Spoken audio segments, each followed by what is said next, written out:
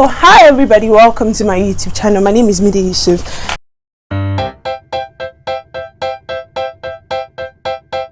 and this is just a 5-minute short video just telling you guys or warning you guys to stop this thing. Just stop it.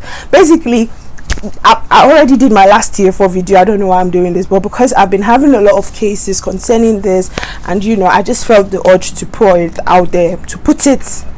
I just felt the urge to put it out there because this is like getting way too much, especially international students. In fact, international students, they come to the UK either because they want to do this course, or because they don't want to do this course, or because they want to hustle on the side, like they want to hustle more, or they've been hustling more than going to school. Most times they contract their assessments to people who you can pay for, as you can pay to do your assignment, to complete your assessment for you. And this is the problem now, and I want to use this video as an opportunity to tell you before anybody encourages you otherwise, so you do not get in trouble with your school, and you do not put extra stress on yourself. I would advise you to go to school as much as you can. I do not always go to class. I went through my assessment guidelines. I went through the files we had on Blackboard, and also when I went to classes, I made sure I asked questions I had problems with. This is the problem now. Most times people contract their works to people because they don't have the mental capacity, or because it is frustrating. And trust me, it is. Although they give you 3 months, 4 months to complete your assessment, when it comes to the deadline, if you're not somebody who does well under pressure, you're going to crack. It's best for you to start, because when you start a semester, they give you the module assessment from the beginning of the semester, so it's better for you to just be checking topics, maybe even if it's an hour a week or something. Just check, you understand, so you're a bit calm and you've gotten some small ideas before you have to put all your work together. But some people wait till the final deadline to start everything, all the whole process, and this is where they get over pressured and decide to contract people by asking around, oh, alpha. But here is the disadvantage. One, it will get you into trouble with your school.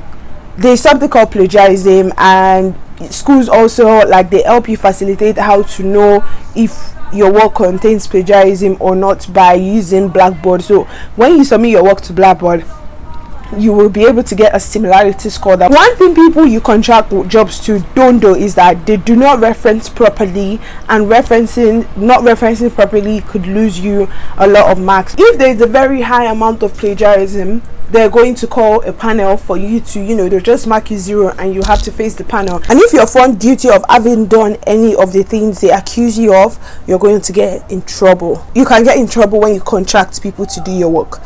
2, they don't check the similarity scores. They do not have a system like the school zone to check the similarity scores of your work.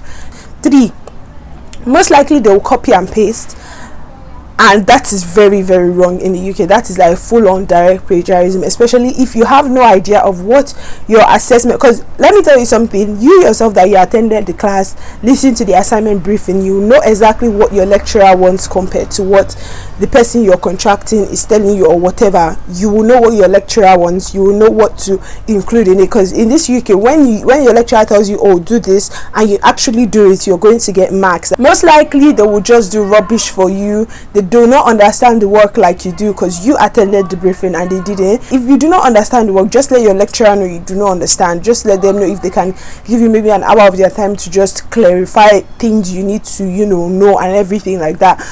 But they will not know, and if they do rubbish and you say you do not know what you are doing and you submit it, you're going to fail.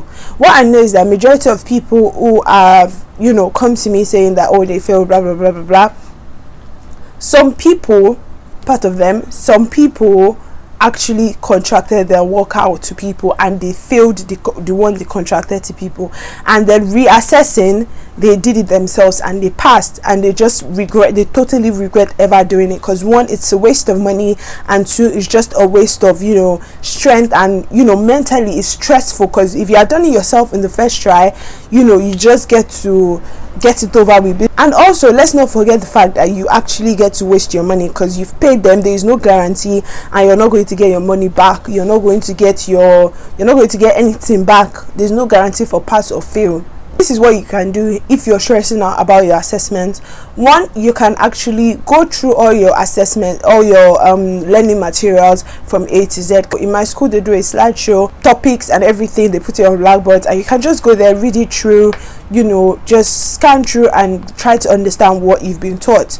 Two, attempt your assessment, clear it up, clean it up, do it very well, save it as a draft, and ask your lecturer if they can help you look into this. One of the courses I failed, I asked my lecturer if she could help me look into it, and when she did, she was like, oh well, this is nice, this is good, just do some other corrections and don't forget this part of the assessment as well, as I cannot see it in your assessment. And then I remembered, because trust me, it was like, I think it was like a week or 2 weeks before I submitted, and I had forgotten about that part. And then when she reminded me, I did it. What I do is that basically, after sending a draft to a lecturer or module leader, and then they send me back their feedback, what I do is I print it out into a checklist, and once I've seen that those parts are in my assessment, I cancel it out. And once everything has been checked off, I know that my work is good, even if it's not like, you know, very good. I know that it is past good, because she has seen it and it has evolved everything she gave me back as feedback.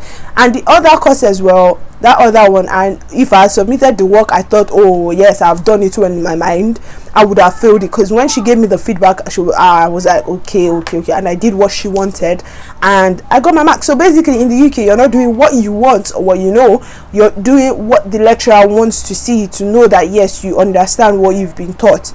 Please try to refrain from sending your work to a contractor or anything, because people are failing because of it and it doesn't make any sense. So yeah, thank you for watching. Thank you for watching. I said it was going to be short, and it was.